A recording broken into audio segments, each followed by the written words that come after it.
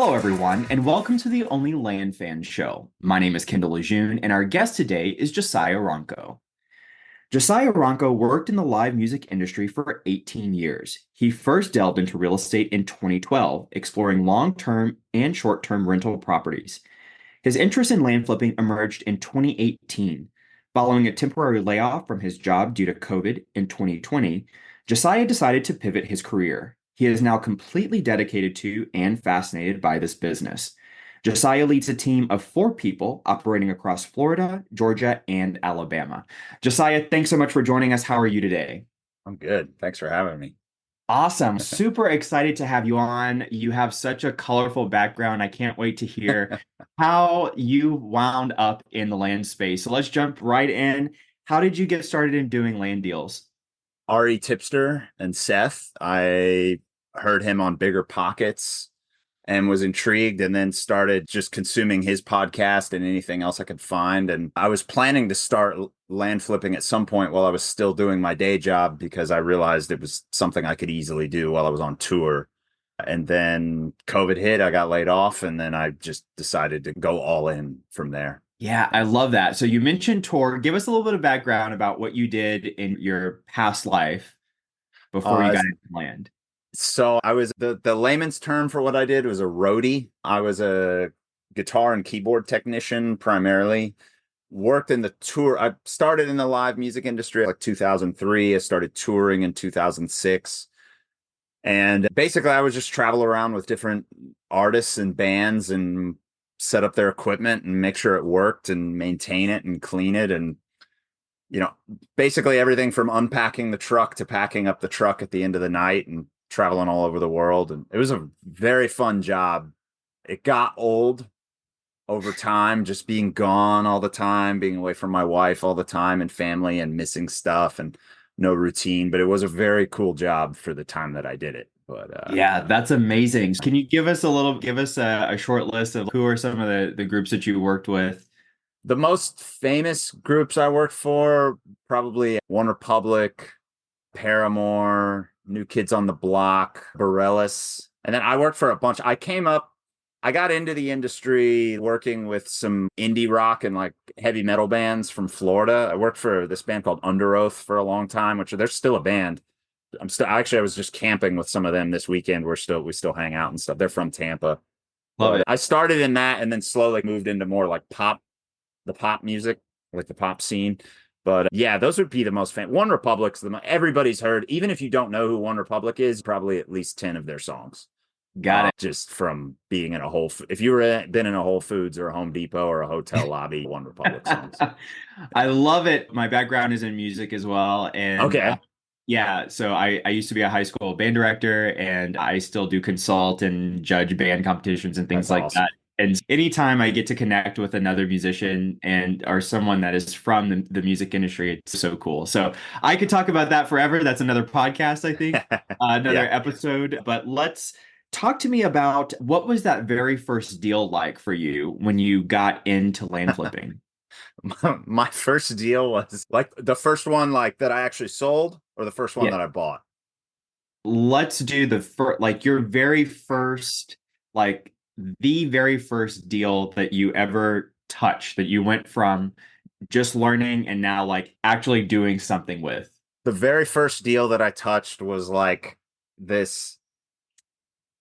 I didn't know at the time, but it was landlocked. It was like 5 acres. It was in Lake County, Florida. If anybody knows the area, I can't remember the name of, I don't even know if it's a subdivision, but it's just like it's near this area called the Green Swamp. I'm sure people listening to this have flipped parcels around this area, but I thought it had access because it had a dirt road running through it. It did not have legal access. I learned later, but I bought it for so cheap. And luckily, all the comps I was looking at were also landlocked. So I think that's what protected me from not losing money on that. And that was like a buy for, I think I bought that for 3 and sold it for 6 or something like that. I can't remember. So it was enough that I was like, oh man, that's like Now I wouldn't even do a deal like that, but it was like, oh shit, this is real. This This actually works. works. Yeah. I love it. I love it. Yeah. And so, how did you learn when you first got started? You mentioned that you had consumed a lot of podcasts, and Seth Williams, absolutely fantastic. Yeah. Love Seth's stuff for He's sure. the best. Uh, did you have any mentors or coaches or courses or anything like that that you went through? The first course I went through was the RE Tipster course. And then I followed that like basically to pretty much to the letter. I stuck to that for the first year. And then after that I did Land Academy for a while. I'm still a Land Academy member now. And then from then it's Callan Faulkner. I'm still in Yeah. her mastermind. She's been a coach of mine. She was actually the first person to beat it into my head that I needed to start hiring people because I was too busy. Yeah. Callan is And the queen of systems. Like I yeah, am such a Callan Faulkner fan. It yeah. is unbelievable. She's amazing.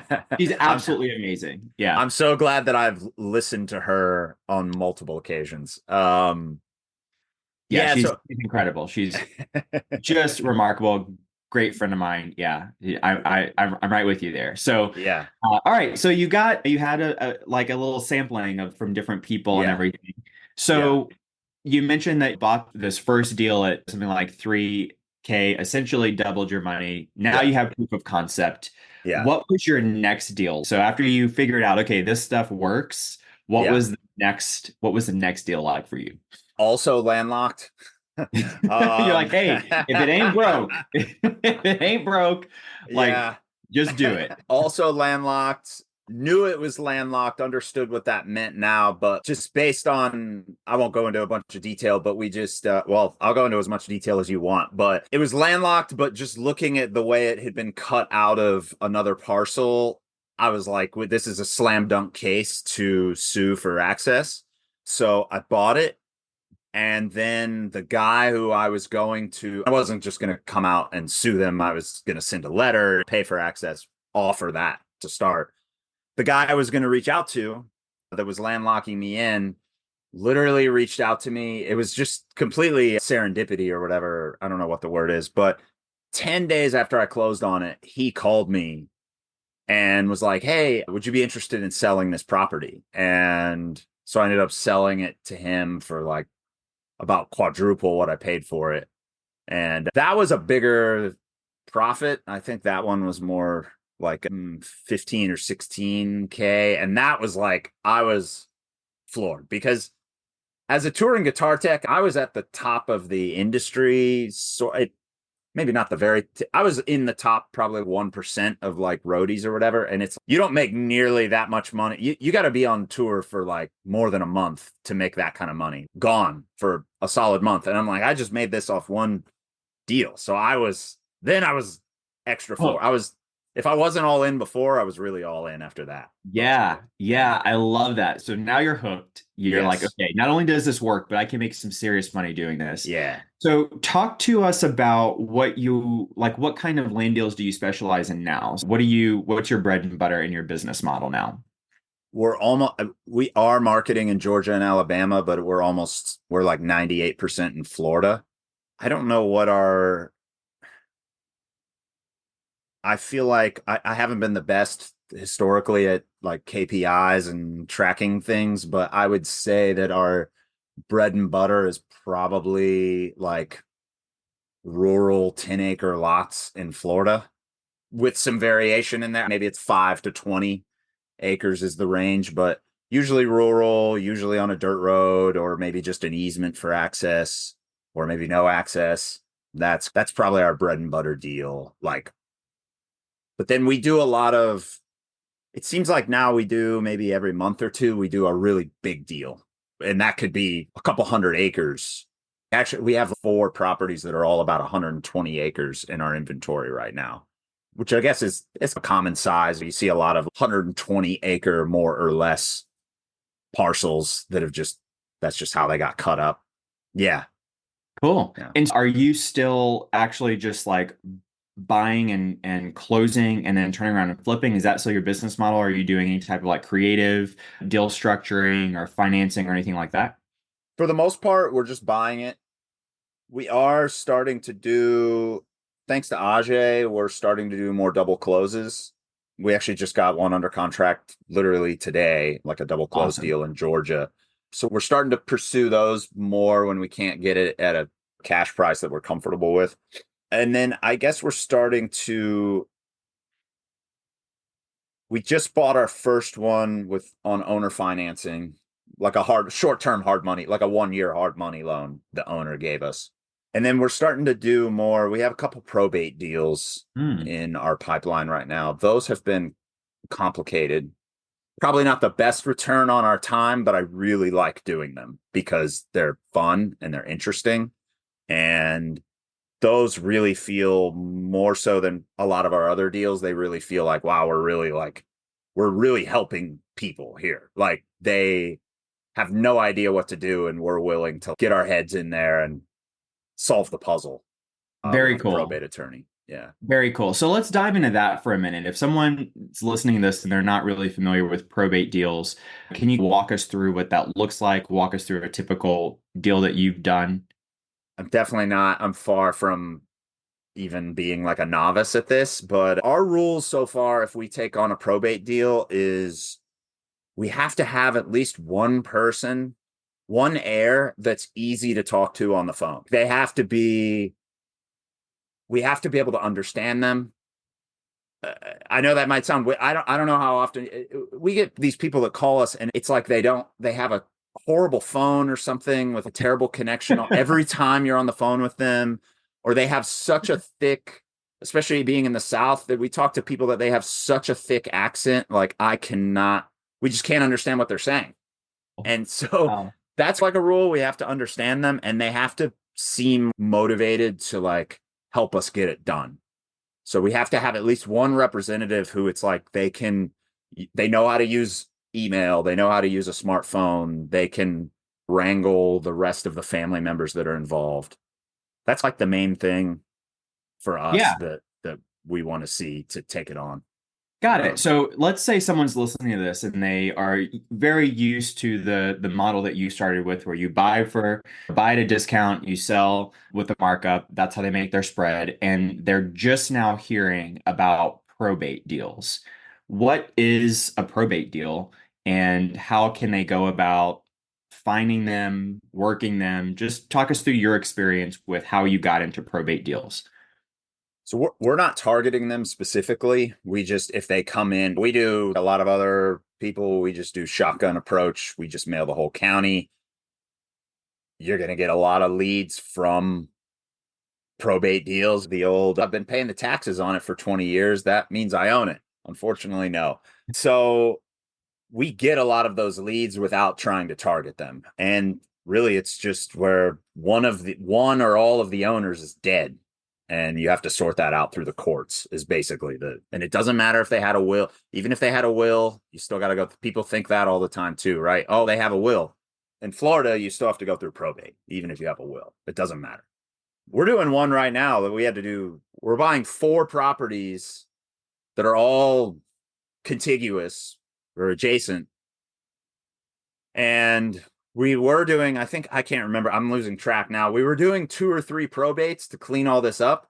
And then one of the sellers died like a month ago. So we were Oh like no. almost to the finish line. And then one of the sellers died. So now we're doing another probate, Oh my gosh. is Yeah. what it is. Yeah.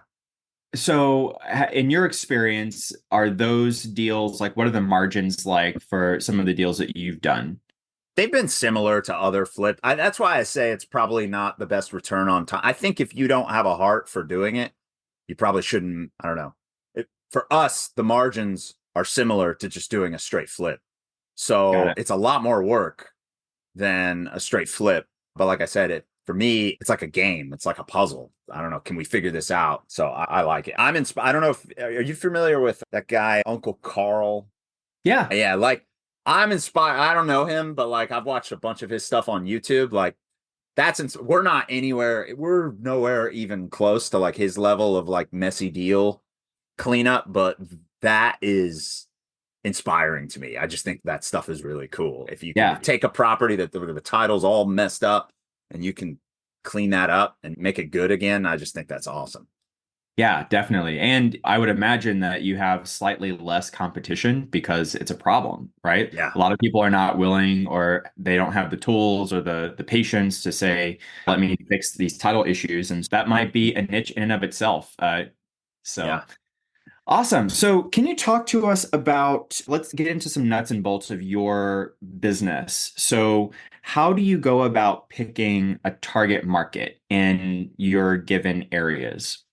In Florida, we don't really. We just mail everything because we just know not literally every county. Like we don't really mail like heavily populated counties because that's just not our thing. But as far as rural counties in Florida, we're just constantly cycling through mailing all of them because we know them all. We can comp properties pretty quickly and easily there. And we have in most of the state, we have a surveyor, an environmental person, an agent. In most of the markets we mail anyways. But yeah, we don't really have, there's no market selection Just process in say Florida. we're doing it. We're Yeah. rolling. Yeah. So, what's your approach when you get into newer markets? Because it sounds like Florida's that's your expertise lies in that particular market. But you also mentioned that you guys have had a foray into Georgia and Alabama.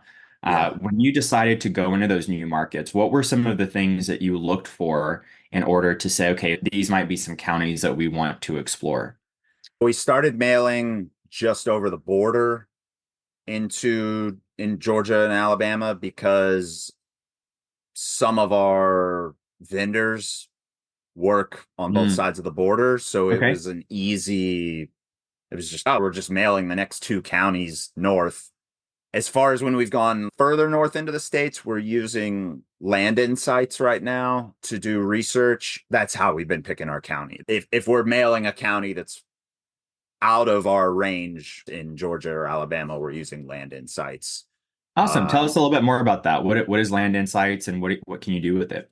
our director of marketing could talk about it more than me, but I believe it's Sumner Healy. I don't know Yep. how to pronounce his name. Mhm. Sumner and Rylan.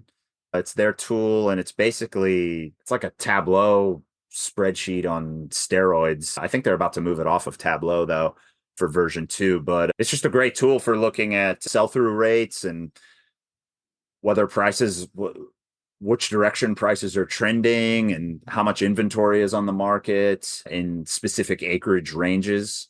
Yeah, it's very cool. Yeah, we've been really enjoying. I mean, I haven't played around with it as much, but Jenny has been using it a lot to select new counties and everything. Yeah. Excellent. Very good. So let's talk a little bit about your criteria for deals. So let's say now that you have figured out which markets you're going to target, what's your criteria for deals? Do you have a particular size range? Do you have a value range? What's that criteria like?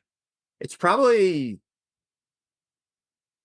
typically we're mailing anything over an acre, and usually we don't want to mess with it if we don't really target anything that's less than maybe 10 or 12 grand in market value. I'd say somewhere in there.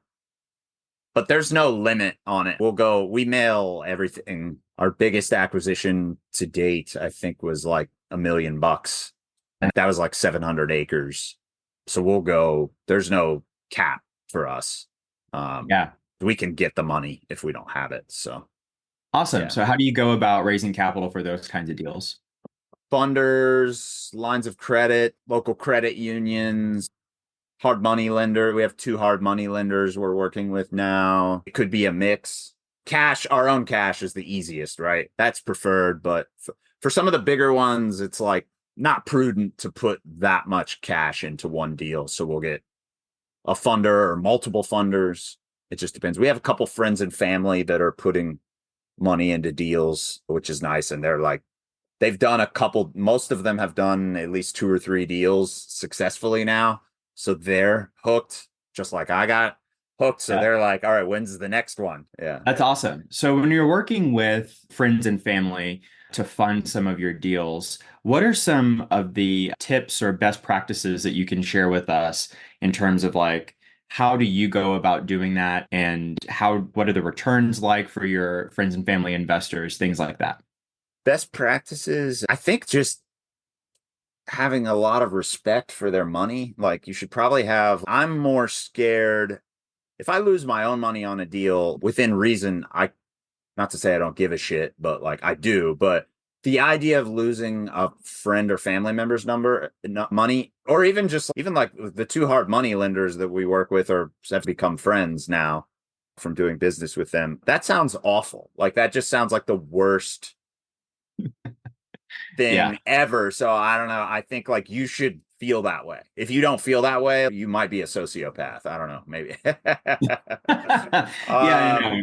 Totally get Yeah, that. Totally get that. yeah. So, what types of returns are they seeing on a typical deal? Or just even, it doesn't have to be a typical deal. It could just be one that comes to mind. The annualized returns could be anywhere between 20.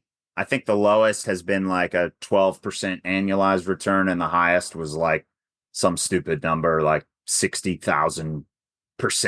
Wow. Because it was like it flipped in 10 days, you know. So when you annualize that, Sure. in terms of like actual ROI, they're probably ranging between 10 and 30 or 40% ROI, depending on the Oh, deal. nice. Yeah. Awesome. So let's jump back into how you go about getting your deals. You mentioned mail several times. What are Mhm. some of are you only mailing or what other marketing channels are you using right now? We're only mail. And then we do get a decent amount of deals just from we fund a decent amount of deals just from word of mouth through Land Academy Discord, other Discord channels, Facebook, meet somebody at a conference, that kind of thing. Yeah. So we do it. But as far as our like actual marketing, it's all direct mail right now. Awesome. And do Yeah. you know like how many deals per how many mail pieces are you getting right now? I think it's around last year. I want to say it was around one for 3,000 or something like that. Cool. I think so. I'm not the Nice. KPI guy, so That's all right. That's all right. That's I'm okay. kind of That's guessing. okay. Yeah. Do you know about how many mail pieces you guys are actually sending out a month? This year, I think it's like around 16,000 a month currently, something like that, 16, 17,000. Awesome. And Yeah. what mail house are you guys using right now? We just do it right through Pebble currently. We use Atomic. Pebble and it's so easy. I'm sure we Yeah. could probably do it a little cheaper other places, but it's easy to just mail it straight from Pebble and do the drip campaign. I I'm a like Pebble drip. fan too. What's Yeah. that? So I'm a Pebble fan too. Yeah. Yeah, I use yeah, Pebble in my business and yeah. definitely I love recommend. those guys. Yeah. I Oh love my those guys. gosh. Yeah, Fantastic. yeah, Fantastic. yeah. So you mentioned drip. Can you talk a little bit about your cadence for mailing? Are you retargeting some of these people if they don't respond, or is it just you also mentioned shotgun? So what's your approach to mailing your lists? Man, right now it's just whatever we feel like. There's not like there's nothing like sophisticated about it. I think we're getting to that, especially like Jenny's been like stepping up more into this chief marketing officer, whatever you want to call it, role. And so I think eventually we'll probably have more of a defined cadence.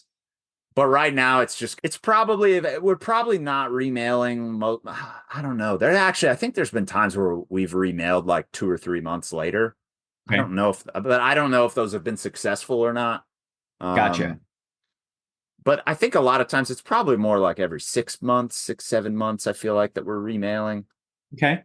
I'm not sure. That's the beautiful thing about the land business. Like it doesn't have to be like super complex and super complicated for you to be able to get results, right? Yeah. So I love that so much about it. And talking about, before we get off of marketing, Yeah. speaking about lead generation really quick. So where are you pulling your lists from? What's your data source? Right now it's Land Vision. Land Vision. But we've used Data Tree. We just haven't been using Data Tree the last few months. But so both of those. Excellent. Yeah. And whenever are you sending out neutral letters? Are you sending out blind offers? What does that look like? Both, but mostly blind offers. Okay. Yeah. And that doesn't surprise me because you are like, you've decided and started digging deep in the Florida market. So it's Yeah. probably a lot easier for you to be able to comp all of that. But what does your Yeah. comping process look like when you're pricing your blind offers? I don't know what it looks like right now because I don't That's do it. okay. It's all good. Okay. Yeah. All right. Then that brings me to my next question. Tell me what your team looks like. So we have Cheyenne, who is our like purchasing manager, acquisitions manager, and she would be I learned this recently that a lot of people have what they call a leads manager. So she is also like the leads manager. And then she and I both handle like transaction coordinator type stuff. Mm, okay. Um, and then Jenny is marketing officer, I would say, director of marketing, something like that. So she's doing data, mailers. She comps, she does 99% of the comping when we have leads come in. She's the one comping the leads. And then we're doing a lot of other stuff. We started implementing Traction and Yeah. EOS this Yes. year, which has been Huge EOS awesome. fan. Yeah, it's been great, man. We hired like a implementer, coach, whatever, and he's been great. And So so I think I everybody's already been stepping up got it. Got it. to we all have rocks and like everybody's brand like Cheyenne is doing things that aren't like she's creating SOP documents that don't really have much to do with like her specific role because she's just everybody is in this like leadership position now Sure. Sure. because of Yeah. EOS, which is really cool. Yeah. Yeah. I love that. So I Yeah. think I already know the answer to this question, but since you mentioned EOS, are you a Yeah. visionary? Are you an integrator? Apparently I'm like a classic visionary, which makes sense. It would make sense if Yes. you saw what my OmniFocus and my Basecamp accounts look like. Oh yeah. Yeah, just lots of ideas, too many ideas to ever be executed on. That's okay. That's okay because Yeah. one day they will be. One day they Yes. will be, right? Yes. I love it. So, What about you? oh, I am a textbook visionary, Oh, like to a nice. fault. To a fault. Nice. Yeah. Ajay and I, we were talking about that. It's one of our favorite topics to talk about is Nice. how visionary we are Do you and all of that. do you think that do you think you have a certain percentage of integrator in you? Or because for me, I Yeah. feel like Yeah. I think the last time I took the test, it had me at 70/30. And Yeah. I do enjoy like executing on tasks and like getting shit done. So I was curious what you think. Yeah, so I'm probably like 80/20. Like I can really get in, roll up the sleeves and do the nuts and bolts thing, but that is totally not my lane. Like I would much rather Yeah. be like coming up with the ideas, the vision, how can I support the nuts and the bolts? But Yeah. when I get too much in the weeds for too long, I'm like, "Oh gosh. Oh my God, can't. I just cannot." I'm like, "Please, let's just do it." Yeah. Like I don't want to know if the sausage is made. Let's just do it. Yeah, I definitely get you though, man. I definitely feel that. That's cool. So, talk to me a little bit about what are some of your main deal breakers? So, as you mentioned that sometimes you've got some neutral letters. And so, what are your deal breakers when those leads start coming in? To be honest, almost no there's almost no property. There's some exceptions, but there's almost no property that we won't buy if there's always a price, and usually it bottoms out. I will buy almost any property for $500. There are some exceptions to that. We actually just bought one. It's landlocked. It has a conservation easement, which I think encompasses a good portion of it. But the reason we bought it, it's pretty swampy too, but the reason we bought it is that it's up for in the next 10 years, it's in the path of eminent domain for a highway. Ah, And basically, like we talked to the attorney, talked to some trusted advisors, and we bought this thing for next to nothing. And if the eminent domain thing kicks in, we'll make a fortune off of it. yeah, But that's really cool. it's completely Yeah. speculative. Like it could be nothing. It could the eminent domain, the highway expansion, it might never happen.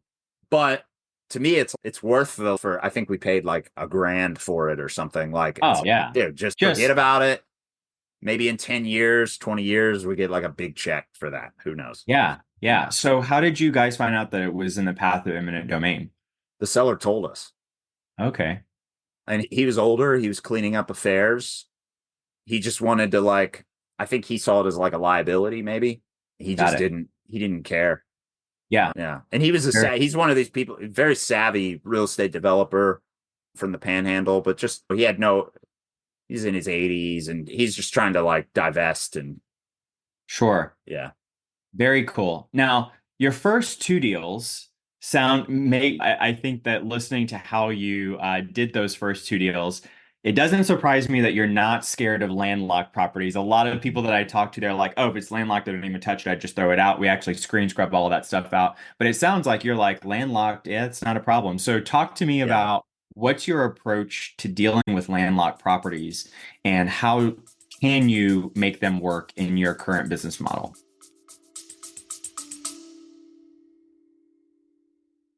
Hey, land fans! Looking for your tribe of serious land investors? Join thousands of your fellow land lovers in the Only Land Fans Facebook group. We're talking real deals, expert strategies, and game changing connections you won't find anywhere else.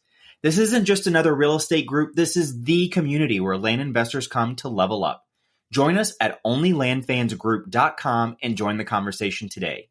That's OnlyLandFansGroup.com. See you there. It's usually just if we can buy them really cheap is really like what it comes down. It's got to be for us. I think there's people that are probably savvier in specific areas of, oh, I know the code to like get anything to be not landlocked in these 4 counties. We're not at that level of knowledge. For us, it's just like, if we can buy it cheap enough, then we'll do it. Got it. And do you have a rule of thumb for what's cheap enough? You mentioned $500, but do you have a rule of thumb for what is cheap enough? It would depend on the property. It depends on how many parcels are landlocking us in. Like in that case that I told you, the second deal I did, it was one, there was one like perfectly rectangular 50-acre parcel with the road frontage. And our 5 acres was like just, I think the way our 5 acres got carved out, it was in the southwest corner with no road frontage. And it got carved out that way because of like what's it called? I think it's intestate succession. Like there was a death with no will. And it was just like court appointed that way. Yeah, yeah. Back in the 1940s or something. And they Wow. didn't do an easement or anything like that. Or it might have even been before the 40s. It went back a long ways from when that split happened. And they didn't do an easement. And so in that case, we knew this is a slam dunk case to get an easement down the side of that now 45 acres or whatever it was. But there's other landlocked parcels where you would have to get easements across 10 other parcels. Right. And that's got to be, truthfully, a lot of stuff like that, we just pass on that because it's just not whatever. Or we'll make a really low offer and people usually just say no. Almost all the time they say no because it's such a low offer. Sure. We don't really want it. I don't really want it, but it's if you really want to get rid of it. If you're enjoying this episode of the Only Land Fans podcast, please let us know by subscribing and leaving a review. Now let's get back to the action. Got it. You know? Yeah. It has to be like firehouse sale kind of thing. Yeah. Yeah. Okay. Yeah, that makes total sense. Whenever you are looking at, let's say you're looking at a potential candidate for a landlocked property comes along and there may be only one property that's blocking it from having road access. Do you actually do any type of due diligence around the probability of getting road access to it before you get it under contract or before you buy it? Or do you just buy it and pray? Or what's the plan? I'd say the main thing we look at is, I guess you got to be careful about this anywhere. Like in Florida, if you think you know where the path of an easement would go, you need to make sure that legal access would be physically usable. If you're cutting over a swamp that's got 3 feet of water most of the year, it's great you have legal access, but how are you gonna actually use that legal access? You might as well be landlocked. So I think that's probably something we look for. Like in that case, that example I was talking about before, I went to the property and walked it and it was dry. I knew it was dry. There was no wetlands. It was high and dry. And the terrain was Florida. You don't really have to think about topography, at least not in the panhandle. You got to think about topography for sure. We've seen some crazy gullies and slopes and stuff in the panhandle, but in this property was in Marion County near Mm. Ocala. It's pretty flat there. You get some rolling hills, but there's no like uncrossable.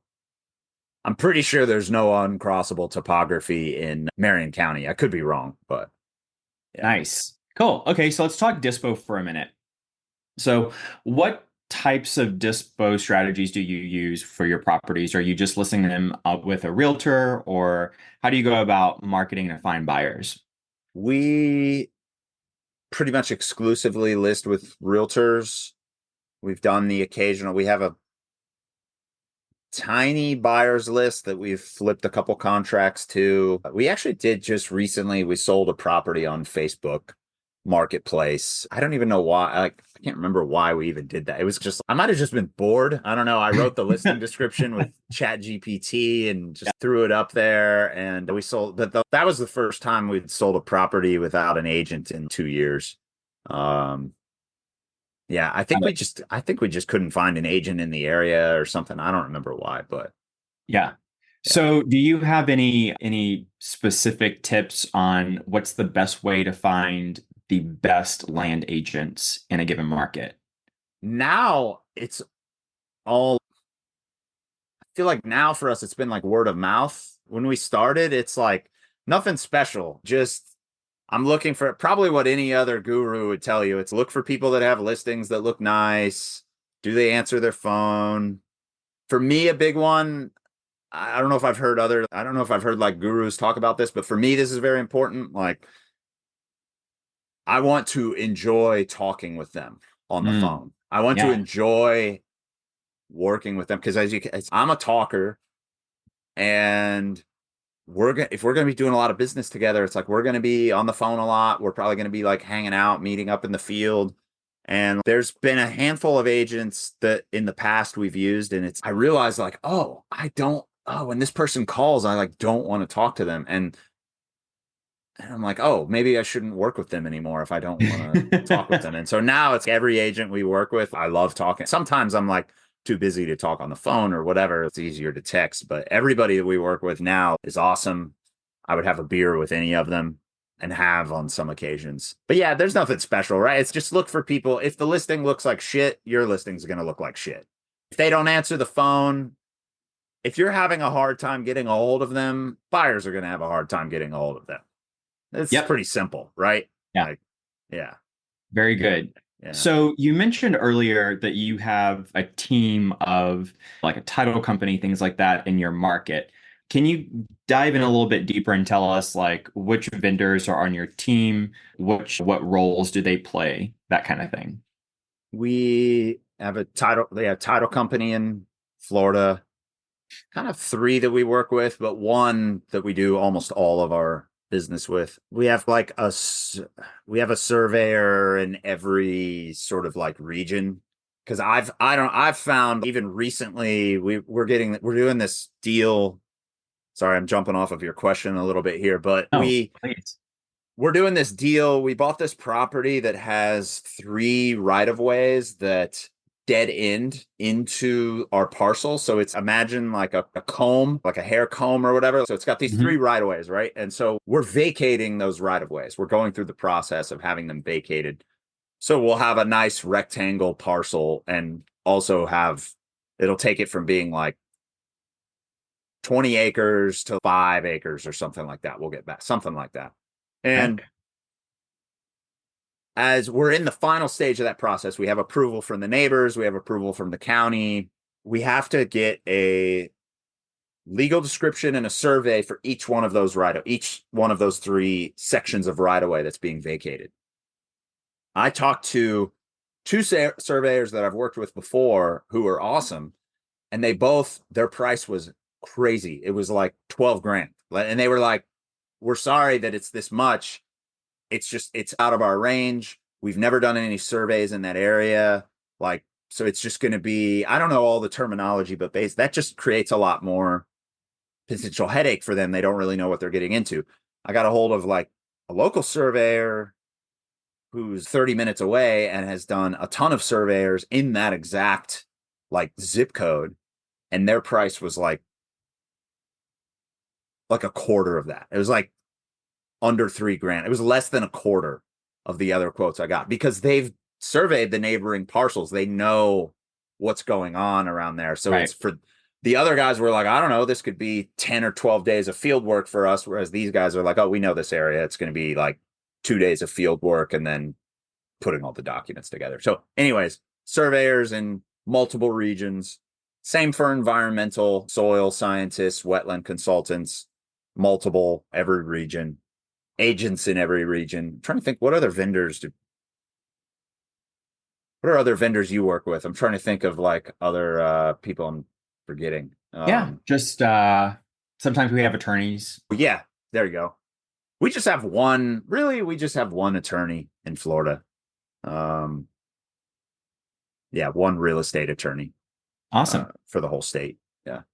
Very Oh, good. and one probate Yeah. attorney. Actually, I'm sorry. We have two. We have a real estate attorney and then we have a probate attorney. Shout out to Al Nicoletti. I don't know if Al he is, but Nicoletti. Yeah, I was about to say, when yeah, I think of probate, when I think yeah, of Florida, I think of Al Nicoletti. Yeah, yeah. he's Heck yeah. incredible. Mm-hmm. Very good. Yeah, love Al. Mm-hmm. So tell me, what is your favorite thing about the land business? I don't know if I could pick a favorite, so I'm just going to list a few. I Yeah, love looking yeah. at maps. I love looking at any type of, especially topography maps. I just think they're really cool. Yeah, I just love like analyzing. I love when like a new deal comes in that everybody's excited about. And because I don't see as many of the deals that are like those kind of get filtered out now. Like a lot of the really junky stuff I don't really see. So when I get tagged in Pebble and it's, hey, check this out, and I can tell there's a ton of excitement, it's like that feeling is, oh, heck yeah, that's really cool. I love going in the field. We had this property for a while. We owned it for 6 months because we were doing a bunch of work on it, but it was just this beautiful property in the Panhandle. It was like 160 acres. It had two spring-fed creeks flowing through it that originated on the property from freshwater springs, and they Wow. flowed through the property, and tons of wildlife, big grandfather pine trees, volunteer pine trees. And we went up there 6 or 7 times. We spent the whole day on that property just wandering around 6 or 7 times, shooting guns, hanging out, driving my Tacoma around on there. Nice. I don't know. That's really fun. And I love people. I love talking to people and making friends and shooting the shit. Yeah. I don't know. I love almost everything about the business, honestly. I don't know. There's not much that I don't like. It's a good thing. It's a good Yeah. thing. So, thinking back to when you were brand new in the land industry, if someone is brand new listening to this now, what would you say are some of the most important needle moving activities that they can do daily when they're just getting started in the land business?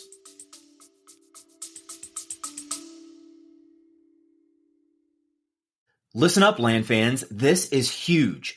We're bringing you the one and only Pace Morby, star of A&E's Triple Digit Flip and the mastermind behind $450 million in real estate deals.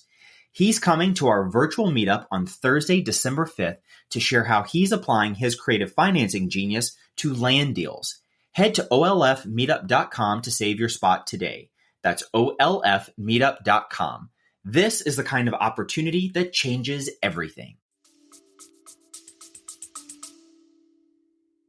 I don't know about now, but I know they probably haven't changed. I guess maybe they're timeless, but just sending out marketing consistently, answering your phone, returning. It's so basic, right? Send out marketing, answer your phone or return calls promptly. What else? I don't know. To me, those are like the biggest things, right? Yeah. It's a marketing business, right? You have Yeah. to get leads. And so do marketing. Yeah. Pretty simple. Yeah. Yeah. I don't know. I do calls with people that are newer occasionally. And I do think, I don't know what to say. When people say, "Oh, I've sent out 10 or 15,000 mailers and I haven't gotten any deals," I don't know what to say to that. It's like, it hurt. I feel bad when I hear that. Right. So I Right. don't know what it's hard to tell somebody like to keep at it when you've been like, maybe you only had 10 grand to start this Yeah. business. It's, oh, I don't know what to say. Yeah. I'm sorry. Well, and that's the land Yeah. business too. It's their variables that you just can't control. And that Yeah. same person, if they keep mailing, they may get 3 deals the next month. It's just Yeah. how it happens. It's Yeah. crazy. Yeah. So that leads me to my next question of, for you personally, what do you find to be some of the biggest challenges in the land industry? Question. Man, I don't know. I'm trying to think of what our specific challenges are right now. And you might not have any, which is not a Yeah. bad thing either. It just Yeah. means you're optimizing and you're scaling and you're doing the things. I do think for us, I think one thing that comes to mind is finding good title companies in new areas. Yeah, that's a I big think one. I think that can be quite a challenge. Sometimes we have to try a lot of them before before we find one that sticks in a Mm. new state. We're good in Florida, but in new areas, it's just even I don't know if you've done deals in Georgia, but like one of the things I'm learning in Georgia is that like a lot of the closing attorneys we talk to, it's like they only do closings, like they'll go outside of their radius, but they'll tell you we're going to charge a lot more. If we have to go outside of like these 5 or 6 counties, because a lot of the title searches, again, this is just my understanding of it. We're still pretty new there, but title searches actually happen at the courthouse. They don't, it's not like Wow. Florida or California or something where everything is really clean and online and easily accessible. It's like a lot of these title searches, you have to actually go to the courthouse or the recorder's office and Wow. do the search. So it's like in Georgia for us, it's not like we can just have one title company to cover the whole state, although we're trying to find that option. It seems like maybe the best option is going to be having like multiple for different regions. I don't know. I could be right. If somebody markets Georgia a lot and wants to tell me otherwise, hit me up. But Yeah, definitely. Man, that sounds yeah, like a process. Going to the courthouse just to do a title search. That's talk about bottleneck, right? yeah, I know. Oh, Yeah, man. yeah. In your opinion, what's something that very few people or no one is really talking about in the land industry that we should be talking about right now? I don't know, man. I'm trying to think All of good. All good. Yeah. something we should be talking about. I don't know. I think a lot of this just comes down to basics. Mm. It's not Yeah. that it's not that complicated. I don't know who somebody was talking, might have been Ajay was telling me this because we were just in Puerto Rico together for a week, which was awesome. Somebody there was talking about this.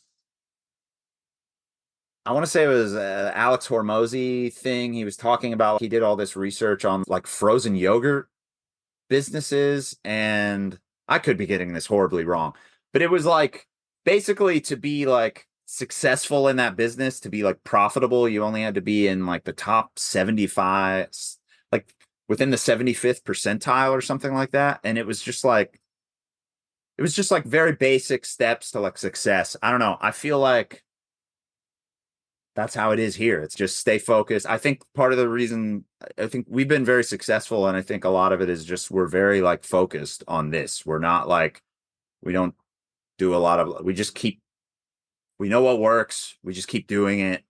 Like I keep saying, it's send your marketing, answer your phone, return calls, be nice on the phone, be approachable, be trustworthy, don't be shady. If you're going to double close, be clear that's what you're doing, because otherwise you're gonna that's how we've approached it. I don't know. Sure. And just being easy to work with for vendors as well. Be someone that your vendors or your title company like wants to do business with. It's Yeah. basic stuff, right? Same for Yep. funders, whatever. Be someone that funders want to fund a deal for again. It's really Yeah. good. It's Yeah. good stuff. Yeah, it doesn't have to be difficult.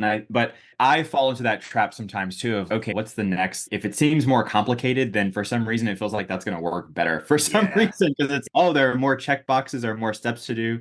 Clearly, I am being more proactive in making sure that I can't fail at something. But at the end of the day, like fundamentals are important. There's a reason why they're fundamentals. Yeah. So, shifting gears a little bit, what do you consider to be your superpower? No, I do think it's funny because I don't really do this much anymore, but I do think I'm really good on the phone with sellers. I guess I do still close a lot of our like higher dollar deals. I'll drive out in person.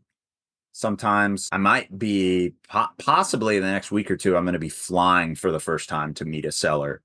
She's like a nice old lady and she wants to like meet me in person. And I'm just like, I will do that because she Yeah. has a really cool property that I want to buy. I don't know. I think yeah, just being really good with sellers. But yeah, I don't know. I don't do that as much anymore. Yeah, I don't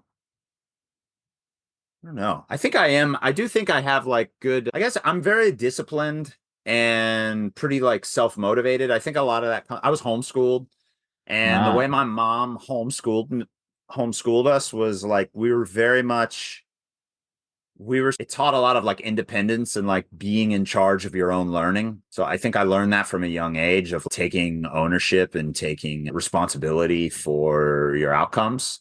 And so I think that's really bled through to how I deal with people and how I deal with business and even just whatever. Um, Actually, something I do think this isn't specifically related to land, but what you said about when you asked about what people should be talking about, I think this is true for any business, but it's like people should be talking about taking care of their health more, like their personal health. I meet so many entrepreneurs that it's just like they're in terrible shape, like they eat like shit, they don't sleep enough, whatever. This whole business, it's coming from your brain. Like, if don't you think you're going to do a better job? You're going to make better decisions if you're like in a good state. Make sure you're, right.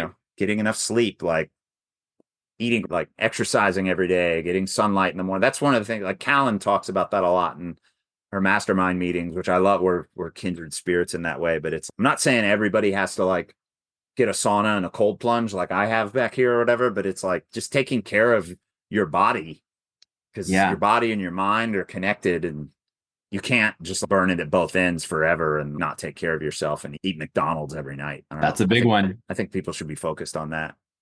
Yeah, definitely. That's really good. So, what's your definition of success? Oh man, you're hitting me with some tough questions. I don't know. I'm so Um, sorry. no, it's good. No, I like it.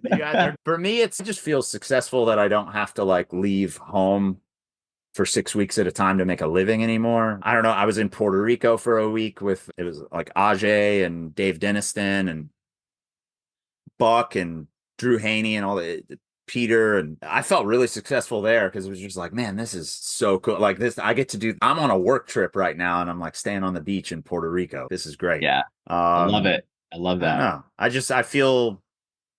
I feel successful because I have an office in my backyard that I get to work out of. It's just I don't know, little things being able to have like ownership and autonomy over my schedule and my life. That's huge. That's Yeah. for me, at least for me, that's huge. Like I like the Yeah. whole freedom and independence piece and doing what you want to do when you want to do it with the people that you want to do it with. I know that's super cliche, but Yeah. there's a reason why it's cliche because it's true. So Yeah. love that. Who are some of your favorite entrepreneurs, business leaders, thought leaders that you like to read, follow, that kind of thing? Lately, I've been going deep on the Peter Nukasani turned me onto this, but the guys, David Heinemeier Hansen, and I'm going blank on the other guy's name, but the guys from 37 Signals and Basecamp, Mm, they wrote this book called Rework that I just read, and that was really good. And I've been watching their podcast a lot on YouTube. So I've been nerding out on them lately. Cal Newport, yeah, he wrote Deep Work. Yeah, I love him. I've listened to or read that book probably 5 or 6 times in the last 2 or 3 years. I love that one. David Allen, Getting Things Done. I'm a huge fan of him and like all things GTD. yeah, that's a good one. Those would be some top ones. What's his name? Strategic coach guy, Dan Sullivan and Benjamin Hardy, and their books. I love The Gap in the Gain. Amazing. Who Not How. Amazing. I haven't listened to the new one yet, but I'm sure it's great.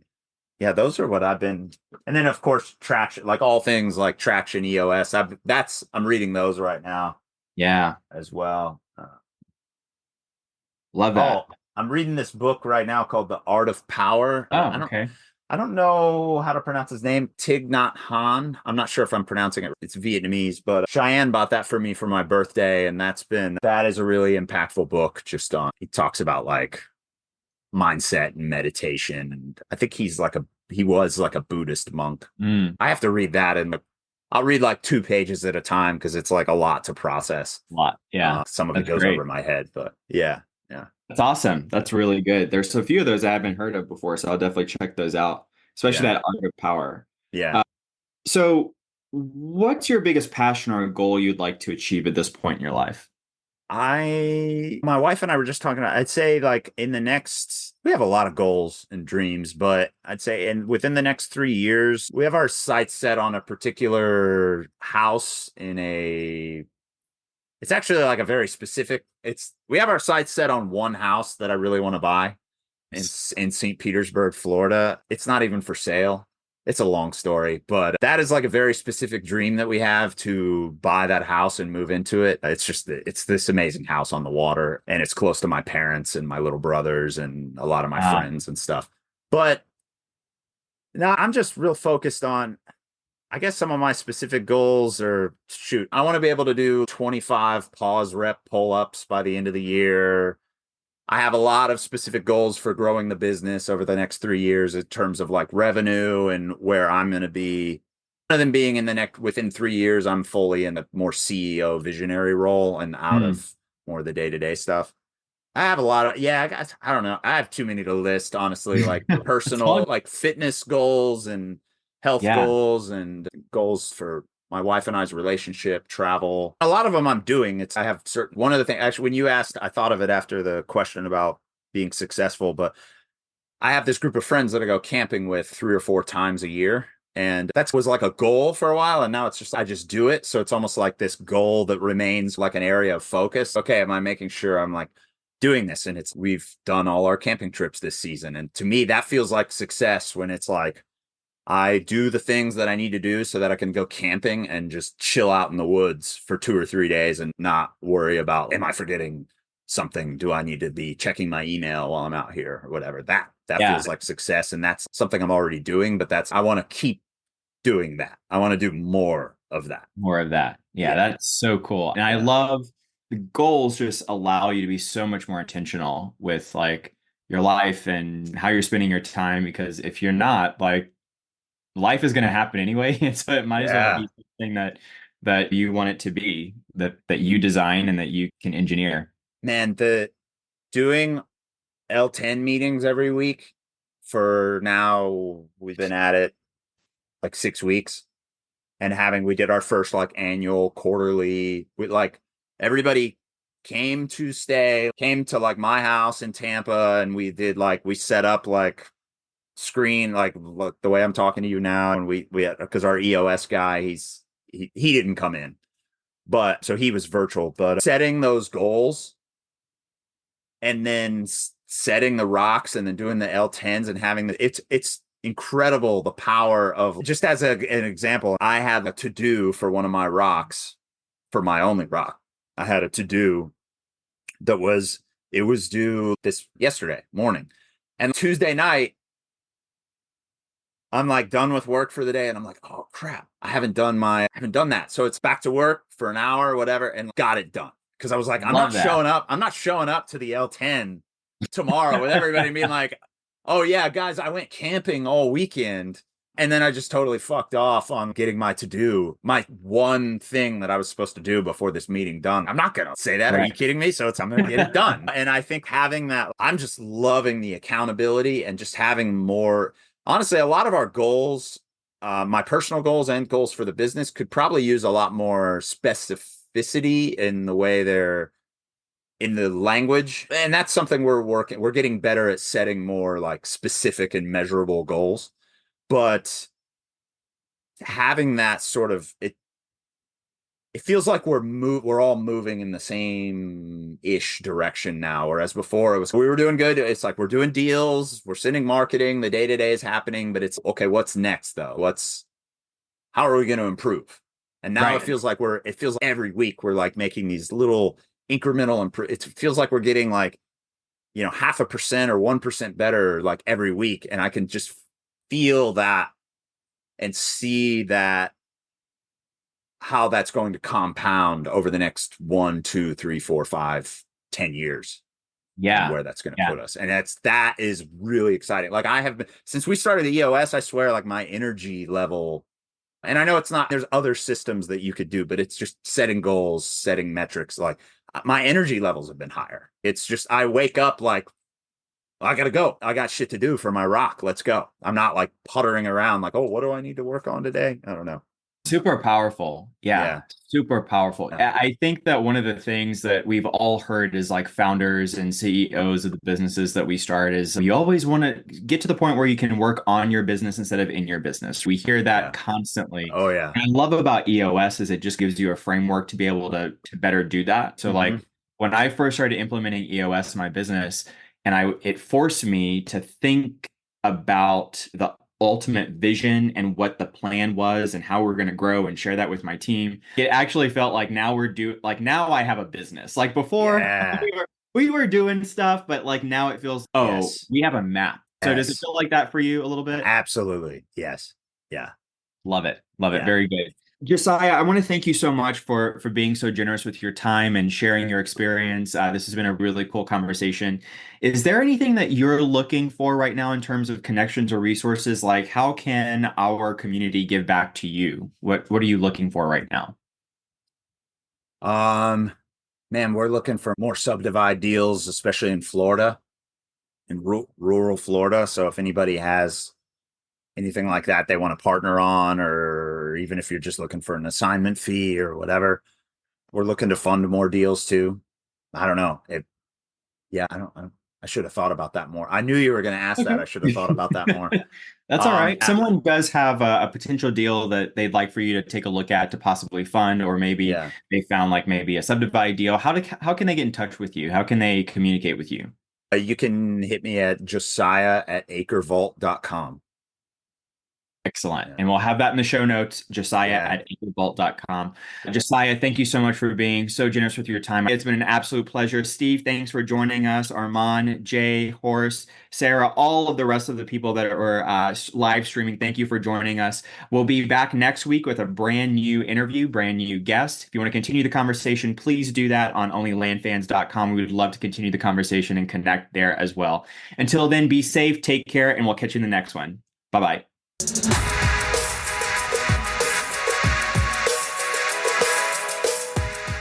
If you're interested in hearing from other seven-figure land flippers about how they've started and run their businesses, then join us at OnlyLandFans.com. Looking forward to seeing you there.